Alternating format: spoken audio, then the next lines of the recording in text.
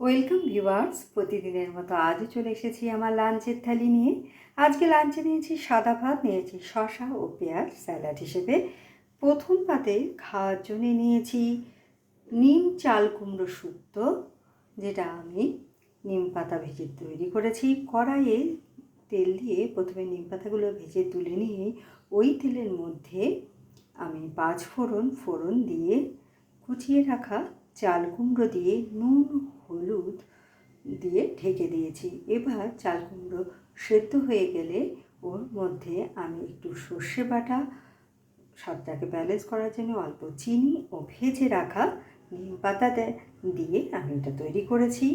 তারপরে নিয়েছি গন্ধরাজ চিকেনটাকে প্রথমে টক দই, গন্ধরাজ লেবুর রস ও গন্ধরাজ লেবুর জেস্ট, গোলমরিচ গুঁড়ো, নুন, হলুদ ও টক দই দিয়ে বেশ খানিকক্ষণ ম্যারিনেট করে রেখেছি।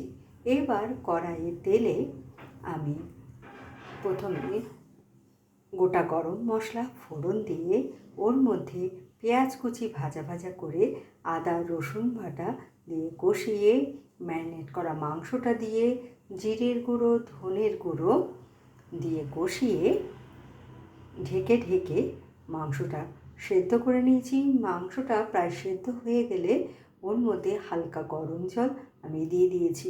এবার ওর মধ্যে গন্ধরাজ লেবুর স্লাইস ও গন্ধরাজ লেবুর পাতা ও সামান্য একটু রস দিয়ে ঢেকে কিছুক্ষণ আমি রান্না করেছি।